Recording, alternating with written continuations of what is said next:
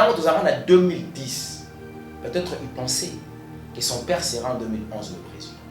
Or, éternel Dieu savait 2019, il y aura son fils, Ndarouchaï au sommet. Tant que nous avons la commission, il y a une première mot à c'est la Kinzambe. Liloba liboso ya yebisa Kanzambe. Tant que ayoti ba résultat, que yenda azazuzala à la tête ya mboka o. Azala liloba liboso ya yebisa Kanzambe, yebisa Nzambe. Yebo kwa yebina juste à salaka. Azonga na mwana. Azana alliance o ya salaka na Nzambe na ibang yena Nzambe, même tant que maman na chose na pembe na yoka. Na se ya motema. Ayeli fardo o yaka yela kaye. Marambo na oloba. Eza prophétique. Il savait le premier jour, première nuit, la nuit à Liboso. Azana makam motema ne tondisa makina fardo. Il avait eu avoka motema kilo et loko ya yoka kawana. Eza makambo aloba na motema. Azonga na makambo wana. Bato eza na ba proposaka ye ba fétiche. Ayebisa kabango. Nzambo akomisinga awa. Il est capable. Ya kotamusanga. Je m'en souviens encore. À Pesaka Piso verset biblique. Un jour, devant le déchant. Ça prouve suffisamment que vision naïe ezali ko se référer kana kati ma komi na tata. À chaque fois David voyait quelque chose qui ne va pas avec Israël, il consultait les prophètes pour savoir qu'est-ce que l'Éternel Dieu a dit à ces sujets. Mutuo sa koluka kotel mais na mboka o bénédiction ya mboka wana les autres bénédiction ya bato dépendre na mboka wana, il sera frappé. Il sera frappé. Tala, à cause d'un manque, il y a 4 justes. Ce domaine comme répéter la montre. Chez Bissou Télévision, chaîne Oyo Kokani na yo. Chez Bissou Télévision, la chaîne qui vous ressemble. Chez Bissou Télévision, deuxième vitesse. N'hésitez pas à liker notre vidéo. Et si vous êtes nouveau sur notre chaîne, n'oubliez pas de vous abonner et d'activer la cloche des notifications. Mesdames, Messieurs, bonsoir. Bienvenue dans votre émission de la semaine, qui est donc cette émission Police des Stars. Une émission d'analyse et critique. Mesdames, Messieurs, un grand merci à vous, un grand merci à mon caméraman qui est derrière cette belle réalisation. Merci à toi. Yamsi Yambe, merci à Fabien Pouy pour la réalisation. Merci à tout le monde qui a bien cette émission, mesdames, messieurs. Bosingaki, évangéliste et long, Albagina Yambayenga Moko, tout solo là. Namaï Matali, prophétie à Roland Dalo, tout solo, solo, il y a Makamoué qui est aux États-Unis, tout solo, puis moi, Mouké, Makamouya Mokanabiso, et puis pourquoi pas, na Makamouko spirituel, ou Ebutuna Kimituna, Tokotuna, évangéliste et long, papa n'a pas si beauté. Merci de Konzama Papola. Moi, le sambo, avant de commencer l'émission, Éternel Dieu, te pécio, merci, mettre à temps et circonstances. Merci pour l'attente au Pessibiso et pour la circonstance au Pétozali Kolekisa. Yango tozo gisima le kumu pe masanjoli pa inayo. Na moment oyo nkolo Yesu makambo to koloba nkolo na lingite bo moto na biso ndezo a place. Mais molimo na yo akamba na nini to koloba pona kopesa le kumu na yo et puis ko sauver mabota na yo. Père éternel grand Dieu, molimo santo azala au centre ya communication. Dans le nom puissant de Jésus-Christ, nous avons prié. Amen. Amen. Merci beaucoup, Motola Nzambe, évangéliste Elonga. Toko, tout le monde est parce que il fallait tout yambayo. On met comme ko yimbola, my prophète Roland Dalo a prophétisé pour Namboka. Le pasteur Roland Dalo, excusez. Pour la prophétie appelée ça pour Namboka Nabiso, à lobby. Mais avant tout, Rolinga. Ce qui a la possibilité, Fabien Pouy, balancer ce élément un petit peu, moi, quelques minutes pour comprendre ma minute. C'est tellement clair dans mon esprit alors qu'on prie pour le pays. Je vois comme un véhicule ayant le drapeau du pays. Je vois un homme avec une femme, avec, on dirait, c'est comme une Jeep décapotable avec 6 personnes derrière. Je vois, ils veulent démarrer. Mais je vois 2 personnes, un homme et une femme, sous le véhicule, mettant comme des obstacles. Mais le plus étonnant, c'est que c'est lui qui conduit et ceux qui sont dedans ne voient pas. Et clairement, je vois une main qui fait sortir l'homme et qui fait sortir la femme. Et je vois le terme 6. Et je vois en anglais l'écrit mouse, 6 mois.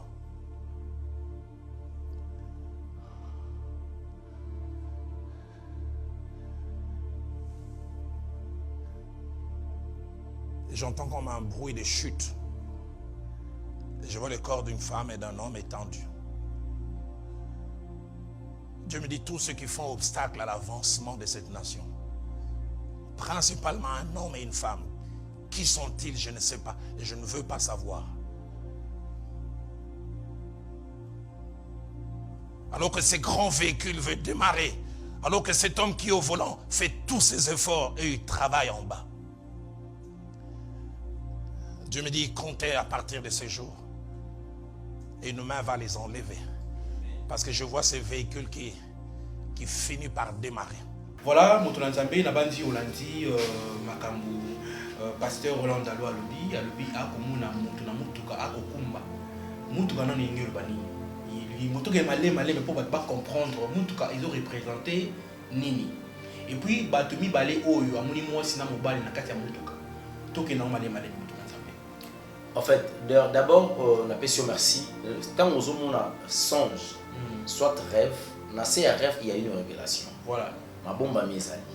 Mais ça va rêve, nous sommes d'une manière codée. Kaka po ba oya nkolo ba yo kapé pas comprendre. Et ça peut na maka musoko fungoli yango opelisi moto. Omoni tango Joseph azalaki na kati ya ba songe na ye. Et ça na ndoto moko alotaki étoile sanza ba étoile sanza na mozo fukamela ye.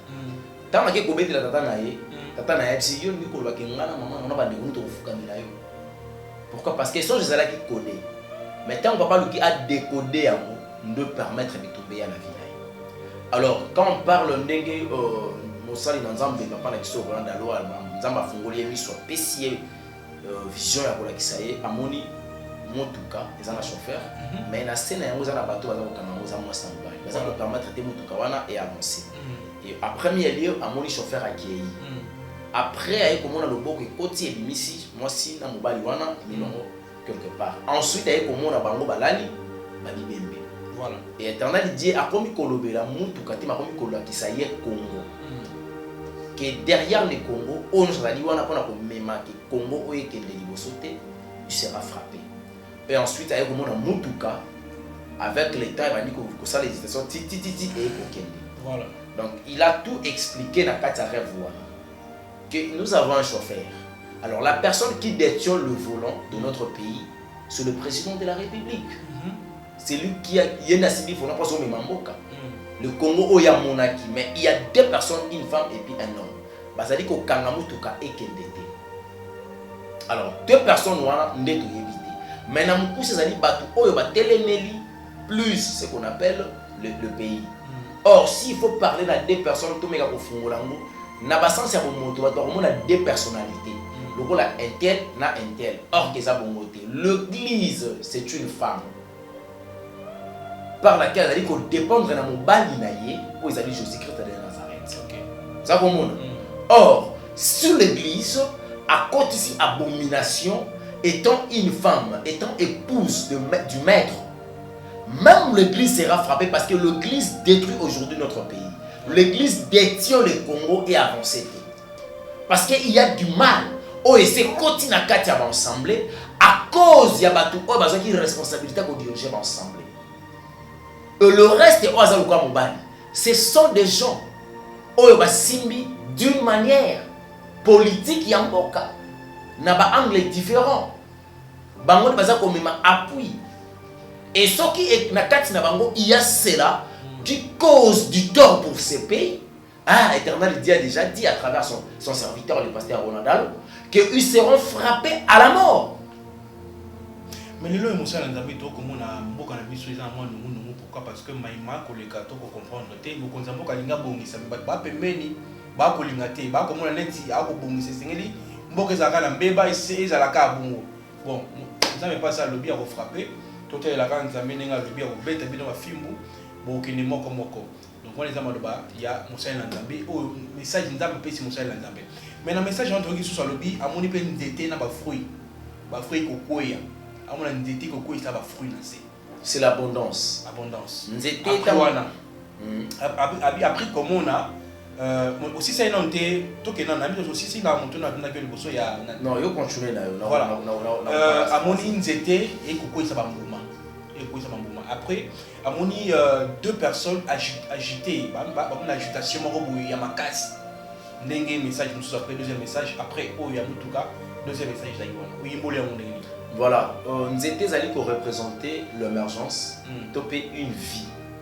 Parce que nous étions quoi, et ceux qui étaient collés, comme ça fruit, c'est des signes d'abondance et de bénédiction. Alors la bénédiction qui viendra quelque part. Mais par là où il y aura la bénédiction, il y aura des gens où vous allez trop agiter dans les pamboulis, aussi ma paix en côté. Vous savez comment.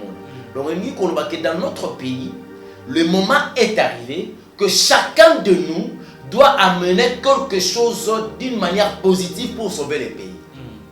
Si tu es un serviteur de l'Éternel, dans le niveau du ministère de la PCO, apportez du jus pour le Congo.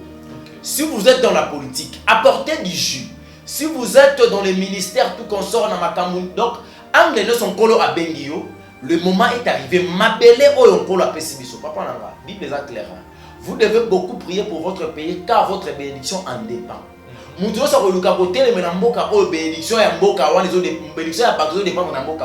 frappé. Il sera frappé. À cause d'un manque, il y a 4 justes. Sodome et Gomorrhe et la montre. S'il y avait 4 et 5 justes, Sodome et Gomorrhe n'était pas zikaté. Or, le Congo aujourd'hui, il y a encore de justes. Voilà pourquoi on dit Kolo a épargné les dangers à Nengue Nandenge. Alors, on a dit qu'on tombe côté parce qu'il y a de juste. Mais à comme si on a la capacité de tomber bateau, on va battre les Mélamboka d'une manière ou d'une autre. Que ce soit à niveau religieux. Dans le domaine nyoso, éternel Dieu a frappé. Donc, tant qu'on dit fruit en abondance, c'est une bénédiction qui s'annonce mais qui viendra. Ce n'est pas pour cette année d'ailleurs.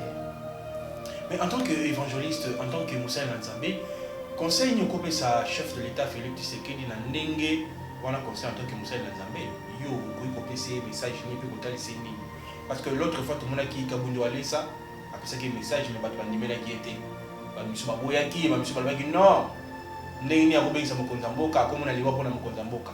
Mais en tant qu'évangéliste même message wana zongi et pas Roland Dalo l'ompe ko yepa na yo mais conseil ni ko pesa mokonza mboka a me manenya se comporter ni to pe a éviter ni to a livrer mboka ona mboka to asala ni a pe ba église et ça sauter. Non, quand la minute va se déconfiner, tous dans l'activité Nabiso comme d'habitude avec la famille de Dieu, les enfants de l'Éternel. Je dirais à mon président, voilà, c'est Éternel Dieu qui lui a placé au sommet à RDC. Tant que en 2013, peut-être qu'il y a eu Bakate, car aux Alawana. Tant que en 2010, peut-être il pensait que son père sera en 2011 le président. Or, éternel Dieu savait 2019, il y aura son fils au sommet. Tant que nous avons commission, il y a une première mot, c'est la Nzambe. Il y a une bosso ya yebisa kanzambe. Tant que ayoki ba résultat, que yenda à la tête ya mboka o. Azala liloba liboso yebisa ka muzo yebisa ngwa nzambe. Yebo kwa yebina juste à salaka. Azonga na mama. Azan alliance o ya salaka na nzambe na ibang ye na nzambe même temps sous maman la chose à pembe na yoka na se ya motema ayeli fardo o ya kaye la kaye makambo na oloba eza prophétique. Il savait le premier jour, première nuit, la nuit à liboso azan makam motema ne tondisa makina fardo il avait eu ayoka motema kilo et loko ya yoka kawana eza makambo aloba na motema azonga na makambo wana bato eza na bato baproposaka ye bafetiche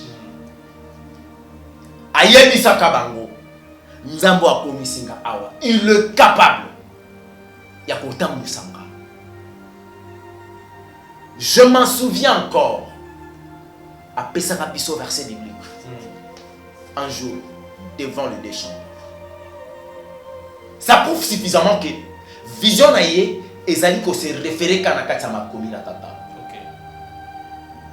À chaque fois, David voyait quelque chose qui ne va pas avec Israël. Il consultait les prophètes pour savoir qu'est-ce que l'Éternel Dieu a dit à ce sujet. C'est ce qu'il devait faire. Ou c'est ce qu'il doit faire. S'il y a un problème, Alouka, un vrai serviteur, il a l'esprit de Dieu en lui. Alors que c'est l'esprit du sang. Alouka bateau va y détruire comme le pasteur, le prophète de Nilé a dénoncé. Nege va détruire. Abenga bangote pour la destruction, la pourriture. Alouka va sous bazali. Parmi les 7000 par laquelle l'Éternel Dieu avait dit. N'habitez qu'à payer évangéliste. À combien on peut évangéliste aussi bak? Mais nous voulons $300, 400 000 dollars, c'est le pasteur. On est? $400 000. Ils ont un bon mani. Tu as besoin de quitter tout. Na yé bien voté. Na ouais pas ya Denilé. Voilà. Notre papa, il faut y aller de l'eau comme encore. Ceux qui ont posé bête à brebis, bon banda na berger. Ceux qui ont posé ba brebis, ba ko attaquer berger. Quand les bergers ne seront pas là, c'est par là la facilité pour se ba brebis comme ça. Ndeka Zaboui a déjà terre pour sacrifier vie pour na mboka oui. Parce que il a eu le temps ya kolobake na mi pesi pour na sauver mboka nanga. Na angle nyoso bitumbe hôtel pour na combattre Congo ba mona yi. Et longa na ye, réussite na ye, sa protection bouclier na ye zaka éternel Dieu. Okay. En aucun jour atika Nzambe. Nzambo alongola kaye bisika zwa kaye. A commissaire bisika commissaire a trahir. À garder le temps, il y a opé sans Nzambe. Et bah ouais, il y a ko kwea na mboka d'une manière innocente. À organiser une journée. Papa na obeta c'était na likambo. Toza na mokolo moko a décrété ndenga tindaki a pesa ki ka urgence awa. A décrété une journée toute la République. Ba osa te taliba. Mais quand il y a oloba, on va resala à cause ya maloba na ye na ya ba juste. Nous avons ça quelque chose qu'on a beaucoup. Makila ba congolais au ganga d'une manière na yebiso ko ndimate. Émotion na Nzambe l'autre fois après ça il y a un stade des martyrs, boyega on peut ça bangote, ko pesa merci. Ezalaki action de grâce. Ya to oya ko pesa Nzambe merci na ndinga commissaire au sommet. Et bino bo passer na Nzambe ko pesa mo konta mboka merci. Na lobi na yo boyi. Soko landi makambo wana mokonza mboka asemaka pardon ya ba prédécesseur na ye. Bato ba leka vanye mabe basala volontairement ou involontairement asenaki mamanza. Mais na minute oyo il y a le mal qui s'est fait. Bato ba entouraki ye. Ezaki bato bazalaki a propriété ba memaye. Ba entouré vers hôtel. Papa ezalaki na soko zongi dans l'Ancien Testament, l'Ancienne Alliance. Ezalaki na souverain sacrificateur. Abande koya, il va kotana, ezaki na bato ko suka na lieu saint, ya ke na lieu très saint. Batu oyo batamba accompagner ki mokonza mboka. Ezaki bato fa ba koma même pas na lieu saint. Nous sommes dans un pays laïque. La laïcité pèse sur le pouvoir et la force ya mboka. Mabele oyo ezali tué par des religions. Par des religions. Or, Jésus-Christ est de Nazareth, attiré qui se église. Pardon, attiré qui se religion. Attiré qui se église. Le quoi attiré qui se religion. Nous ne sommes pas des religieux. Tata na biso mokonza mboka, aza mwana ya église de réveil. Azali fruit. Il y a église de réveil. Voilà pourquoi même le message. Et bimba papa nae, son père, par la foi. Pour faut pas bailler bagelo au moment différence. Père dans la foi et père par la foi et le père spirituel. Tata oya koisio na maya baptisé la kisio maloba nzambe. Ce n'est pas lui qui est ton père spirituel. Et ça va confusion moko ezara bizarre. Si réellement si ils ont baptisé qui est un père spirituel, c'est que Jean-Baptiste n'est pas un père spirituel à Jésus-Christ de Nazareth. Oui, mais il a baptisé à Jésus. OK. Aux hommes, il faut découvrir comment on a niveau de maturité spirituelle. La croissance chrétienne, c'est important.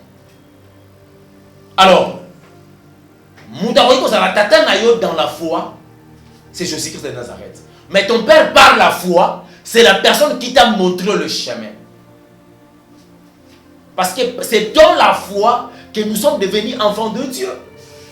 Parce que ton hymen est Jésus-Christ, mais par la foi, c'est lui-là qui est mon père spirituel. Donc, comme son père, par la foi, nous avons sonné.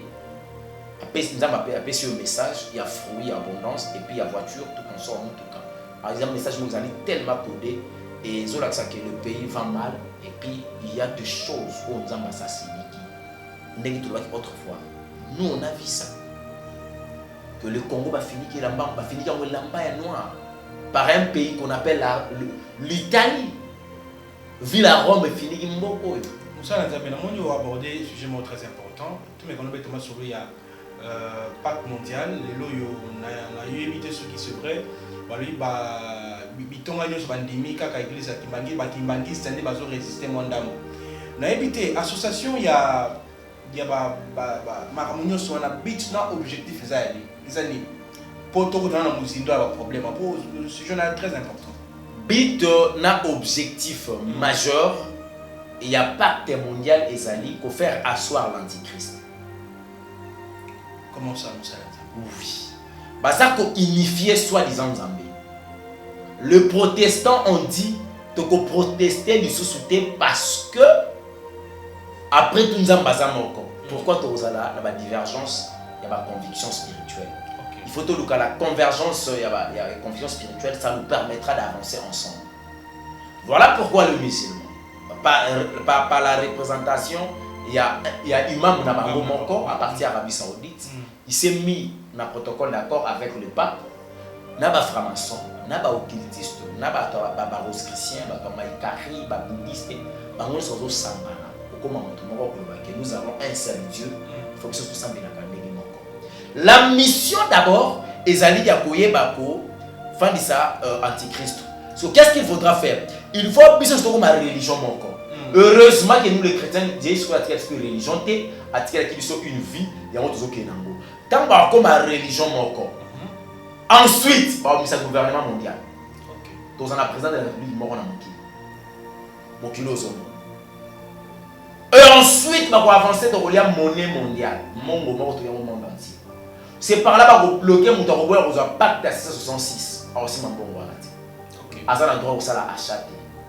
La mission, c'est ça. Processus, ça va faut pas comment nous pas c'est la religion. Divergence, souvent, on va les garder. Si vous comprendre que Bisson se doit servir à Satan. Il y a pas de religion à Bisson. Mais, tu as aussi mis la Bible. Tu as aussi mis la Bible. Quand la Bible, nous avons la facilité à détruire. Nous avons tout, niveau. C'est une nouvelle Bible. La Bible est aussi mais ancienne. Parce qu'on va commettre un cas si on est à Jean, il y a un bakanza pour ta kota. Bassin bakanza. Bakanza pour être au coup fallait kobo.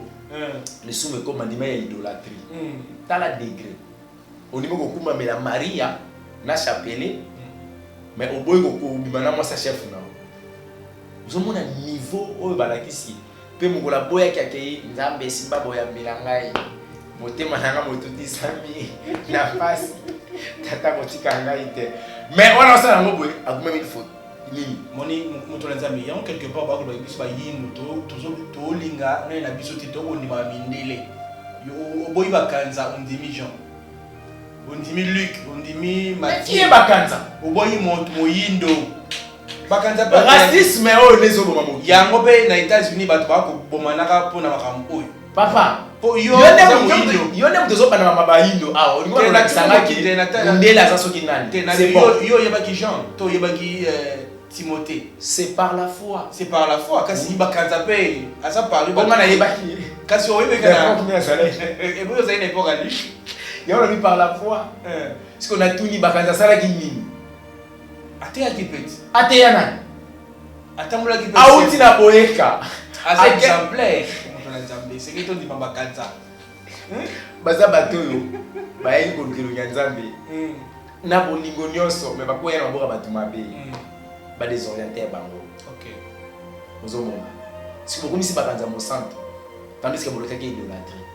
Bakazati abandé kotambola des fois la croix mais mukolo croix wana kitaka na croix Jésus-Christ de Nazareth asa longwale na croix yo ne kulus boke na ngo wapi na yango moto na kato te pardon moto moko na profiter na moto na o albaki soki pasteur abungi ne tonga pasteur za moto na kisi ya moto mona ka ba gris asa ba gris et que mundimi moko aye église ko sambela nzambe ya solo ye pa azaka moto libungi to nzamba ko épargner na mabe ya pasteur na.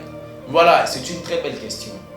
Pour nous on a chuté na même question moto oyo aye ko luka nzambe ya solo na place ya mabe soki aza mopona nzamba ko épargner soki aza élu je suis clair mais si ce n'est pas un élu aye ko luka nzambe parce que ayoki kité il faut ko luka nzambe yeso abalisaka voyage pour faut pas prière mamba poto senga ba vous avez vie de prière aye ko luka nzambe et pas ya moto bakisi mission na yezali bato nyonso baye ko luka nzambe na ndenga solo il face à l'effort à cause de mon alliance na ye a étouffé vision bamba yelaki. OK. Ozomona bato bon on ici bato ba nyonso bakina pas pasteur ba kuta sur bazana mboka o bakina na raison ko ko luka nzambe mais ba yebite que pasteur wana lukuta azomema bango na alliance mo satanique peut permettre bango bakina satanaliste na li fait mission satana pesa ki bato wana ezali yela bisu yela ngande bato bato ba ko comprendre que le monde pandémique à l'époque ils étaient géré par le musicien le musique so ba bébé ta ba concert na stade plein salle ya souter ndenge zala à l'époque ba wingi quand même non ça t'en a comprendre que bango ba pas comprendre comment ma distraction. OK. À quelle ba université évangile qui na université à comprendre qu'ils aussi ba souter qu'est-ce dois-je faire ayemba mon na ba église pour na quatre église na facilité pour m'doyer la rendre l'église. OK. Ana facilité ce ko asombi ba faux azu ba s'élever au doit ko kanisa ba za ba bleu parce que ba s'élever allez à impliquer makambo na mabe azali si bango ba alliance apesi bango ba stratégie apesi bango misolo apesi bango mayele apesi bango na moi puissance en moko ya zakana mokile olanda miracle papa toujours le monde en envers yesu ko so ba tsaka ya ko ya kina mai mais église oyo bete bisola ba kanza ba tsaka na kopo yesu na ka bongo te modèle na weza yesu pesa sango le plus important ba chama na nazo yebisa yo tokoleka na lien kola likaki mutu akosa ote nkolo yesu akwei na mai bachele kopo bachele bakoso na kata monde kabbalistique moyo yeba ezate mais kuna pe Maria losako na esakolo ya mawa déjà c'est apocalypse na testament na biso to pe constitution de la république lokwa ba Christ o ya biso ya royaume Jésus Christ de Nazareth esakolo ya mawa na Maria losako za kate kwa ni uti wake le monde en envers. Papa, ce sont des choses où nous avons appris que non, éternel des côté les mana Exode chapitre 20 verset 1er jusqu'à verset 5. Que bokoki ko ça la image moko te moko mission ko nzambe ni sur la terre ni dans le ciel ni na sena mai. Mais awa déjà ça na dit que ko to kina ni boso grotte mutafuka mi boso grotte. Ako la mama moko boy Maria. Maria yemoko aluka Yesu. Pour le royaume des cieux. Maza mototi motala nzambe aba ola bino bokondana kaka bopesa bato o mutu mo abenga bi mais papa évangéliste elonga kondana kaka pesa ka biso ligne te to landa pesa ka biso balobi si pesa bango nzela c'est que ni wana azata ya molimo ça peut pour comprendre ma mtolo bakate naza clair moi je ne condamne pas le sang mais je condamne les actes conformément à la parole de l'Éternel. Ce qu'on permet à tout l'examen. Vas-y. Ephésiens chapitre 5, papa. Verset 9. Non, non, jusqu'à verset 11.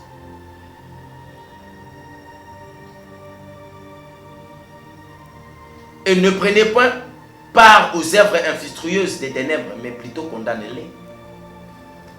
Quand l'habitant a participé à l'œuvre infructueuse, mais là condamnant ceux qui na 12 ko la lobi ceux qui balakisi bino ceux to latino makambo batona basala kana ngubu esa makambo solo ce que mama mabenga na condamner tende parce que nazo banga nani na mabena même éternel Dieu alingi muto masumu maboinde lisumu zakata muto alingi te muto mababunga akufona mabena pour muta mana kosa muto wala yango soki ko fungola Ézéchiel chapitre 3 à partir du verset 17, je vous ai établi comme sentinelle. De façon que Marambonga no yebisa yo yebisa bango avertir bango. So ito lobby tena na wolo. Ce que vous dites que vous avez faux. Tant que vous avez dit que non, parmi vous, il y aura des faux. Ce que vous avez dit que vous avez fondé. Vous avez dit que vous avez fondé. Vous avez incrédité. Alors, beaucoup font incrédulité. Ou vous allez sauver, ou vous allez détailler.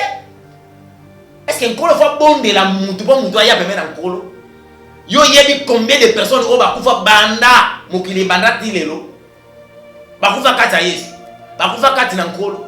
Ba eliku ba mata ba de pemena nzambe. Ba Abraham, ba Moïse, ba Isaac, ba Jacob. Ba Noé, ba Enoch, ba Élisée, ba mama Tabitha. Tikako. Ba Jean kutu bakenda, ba Paul. Papa Jean les gars liboso elili Jean les elili ne tuti mutamana mutamana dabiki. Pasteur abongo na mboko waza. Elili na yebisi. C'est ça mikolo babagi asimiki si. Te so kaza nzambe ba oloba bongo te. Ibo abongo la mai vient. Isaac ici. Wana Isaac te wana Isaac ici. Mais pourquoi ni yé? Azana livre atanga ya tanga Bible. Mais moto na nzambe. Nzambe ba yiki boko sala koleka kuna yé. Baki na kalamu bata mo kwa kalamu. Wana nde na ndiko mona bitu baza pe na nzambe. Mais abayi na akochola. Ce sont des choses à magie rouge, magie spectacle. On connaît toutes ces choses. Bana pour ça pour tirer tout par le miracle et non par l'évangile. Or, le chrétien ne peut pas être séduit. Le chrétien ne séduit pas les autres. Mais le chrétien convainc les autres à travers l'Esprit de Dieu. Bam même évangile parce que l'évangile qui va transformer la personne. Oh, tous autres l'évangile dès l'Iloba Nzambe, dès Nzambe yeboko. Alors la capacité à compter à travers la parole à changer mon. À travers Maï, voici le miracle accompagneront ceux qui auront crié à mon nom. Voici les gens qui vont courir derrière le miracle. Donc tout le monde a un miracle. Il y aura un séminaire. Venez voir le miracle. Ce sont des bêtises. Merci. Voilà pourquoi on dit beaucoup de recommandations. Pasteur de la justice, état des droits et tout ça, pasteur a dit amoni ke mutazate pour la population. Il m'a par la population monter nan moko na pasteur moko. Les lois sont na makala. Il paraît que tu dis que non babi mutu wana batali mutu azali na kata mutu kana ba tatouage te moko na ba tatouage na mateka. Tatouage ça non ba il paraît nga na obani. OK. Mais l'information quand même. Mais mon frère tu as seulement il y a racisme oui le maman ko le na États-Unis. Les lois ils ampleur les États-Unis ba ba ko bana yo ko le banini parce que les lois makamwana iko zonga. Tribu à Manassé dernière tribu. Et le béni. So ba songi na kata Israël. Ça annonce l'arrivée du maître. OK. Et là parmi les signes il y a tant de la fin. Oui. Bato ba ko na évangile pi. Ba ko tika bisika na so baza aux extrémités. Ba ko zonga pour na reconstituer force pour l'évangile en Zambie. Yam siambe bongamba nzamba ngazonga la liste ndoka zonga na nzela nzambe Yesu Christ ngazonga racisme est koti et comita au muno sa mo senga na amoke na révolte mokile ozala basculer il y aura des choses débandables et ko salima na mokili on torobana suko yeba te na nazanani na lingi nini le temps de la fin biso to ka mabote parce que nous sommes avertis à travers la constitution de biso. So tu as bien tu comme na dette salon ici. Dans le livre tu comme na 300. L'Apocalypse dans les comités. Apocalypse chapitre 1er. Qui pas comme na Apocalypse chapitre 12. Pour ce qu'on a 22. So tu comme na 21. On a so kenda, oui. Enlève-moi ces saléma. 22 on a beaucoup de ça na Armageddon va attaquer la jugement. Et c'est un peu bon à moi. Nous avons eu avant de chuter l'émission à l'élo. Makambo est karamboka. En tant que bassin d'Anzambé, l'habitude l'association est Koufa, tu es à la kaka. Il y a bien un pasteur. Pour y avoir un thé, vous avez pasteur Denis Les. Vous avez pasteur Moïse Mbi. Vous avez pasteur Mutombo. Vous avez pasteur Walesa. Vous avez un pasteur Nani, pasteur. Pasteur Azana Kone, l'autant comme on était pour moi. Pasteur Koutino, voilà, il y a un boss sur les gens de la la Kone na bino. Pasteur Azana Kone na bino, l'autant comme on était pour moi. La Kone na biso. Il a ébalité. Ah, nani. Nous autres, bayebana. Nani. Batu bayebana to benga bango te po bayebana pona lokumu ya Yesu te. Bato zotanga ndeko na bango uti koloba ke babomi mboko baba premier criminel. Abongwama. Ngoni. Yuko watu wako témoigner. Denise a témoigné abi abongwani. Ah, Azongi na nzela yo kiti asengi pardon. asengi nani? Asengi population asengi ba na nzambe pardon. Asengi ba. Kalia di mbongo atambola kina baninga mususu. Asité ba kombo. Devenu ça qui clair. Masengi bolimicité. C'est ça qui bolimicité. Alobi boyi. Il reconnaît que bango kabila yambaka bango. Au kabila muta pesa qui personnalité juridique de l'église de réveil. Et notre enfant a dit, or ce type-là, ce monsieur-là, notre ex-président, quelque part, il a quitté ma bête. Et surtout dans l'anglais église. Il a embrassé les hommes de Dieu, croyant que ce sont des hommes de Dieu.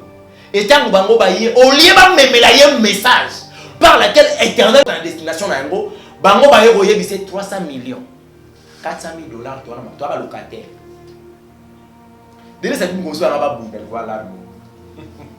Et il a. Il y a un bêta tchouki, il y a un bêta tchouki, il a récupéré là, à quand on téléphone, à ce temps, on a 214 appels à pasteur. Appel manqué. Bah, je ne sais pas si on est pas gossé. Mais le killer n'a pas de ce que tu as dit, ils ont pour l'évangélisation. Et notre pour l'évangélisation est que de façon que tu dépeupler en fait. Bah, deuxième mission qu'on appelle ça qui va. Bah, tu as un prophète. Pour la présidence de la République, à Benga, pour la présidence de la République, à Debo Manga Kamwa. La deuxième, quoi, il y a qui si 8 heures ou la mukate, il faut débloquer compte mon moment. Parce que écoute, tu fais Raïs. Ah, bah, il y a des gens qui il y a bien après tout le soldat. N'a pas fait. À ce que 8h, 8h30, 9h, à mes jours à sa bâtille. Nous avons dit, parce qu'il y a un dispositif qui est à la prophète. Donc, on va la pointe sans bon pour un mot chaos. Président de la République sortant, à mon un serviteur de l'éternel doit vous déconsidérer. C'est ça. Bah, il y a maman Sifa, maman Mokonzamboka. Pour aller là. Bah, c'est pas pasteur. À quand mon nom bah, si bah, si bah, remplacer, bah, c'est pas. Pas parce qu'on détourne, bah, ça qui a ciment, bah, comme maman Sifa. Il y a un maman qui est ex-président de la République à l'époque, moi, Nazana Bogonzi. À Royebissa, Mokonzamboka, Nini, pour ceux qui attendent ma fille message. Est-ce que le message est dans la valeur? C'est eux qui ont détruit les serviteurs, c'est eux qui ont détruit le Konzambo Kao, devient bango mission. Et ça, pas tout le monde va nous dire que nous sommes en train de il s'est rendu en train de l'obani. Libon n'est pas mon qui n'a pas tout à fait. Baba dans la repentance, Baba de se repentir, Baba s'en pardon. Baba on dit ça dans Zambie, éternel dit ça pour nous bango boya bango. Il suffit qu'à reconnaître. Voilà. Même quand le nazo, tu piège. Ézéchiel chapitre 3, verset 19. Verset 20. Merci Botanga. Botanga verset, Moussa n'entend ici. Tu as commis la soupe à l'émission à l'élo. Nous avons un numéro de téléphone. Avant de continuer le lobby. Suite à l'émission, la monnaie va bailler dans le lobby ici demain. Tu as la choisi. Plus 243, 97 58 21, ça c'est 55. Très bien. Plus 243, 97 58 21, ça c'est 55. On a Isaba Mathieu et le Bine Konangaï, Yves Lwamba, je le salue. C'est un vrai combattant, un journaliste compétent avec intelligence et la sagesse. J'admire sa façon de faire le travail. Très bien. Mais ça peut nous faire continuer à y aller. Mais ce qui est en bas, j'ai été, bah, tout le monde a bien vu parce que c'est dans la matière. Très bien. Voilà, mesdames, messieurs, on arrive à la fin de cette émission. Merci à Yams Yambé pour cette belle réalisation. Fabien Poyi, merci beaucoup, mesdames, messieurs. Moi, je profite pour dire encore un grand merci à Lydie Muntamba, ma femme. Je salue Gladys Ndoka Muntamba. Je salue. Merci beaucoup à maman Zozo depuis Canada. Merci à Jeff Kalombo. Merci à Wivine Ngoyi. Je vous salue, mesdames, messieurs. On se retrouve prochainement pour un tout nouveau numéro. Bye.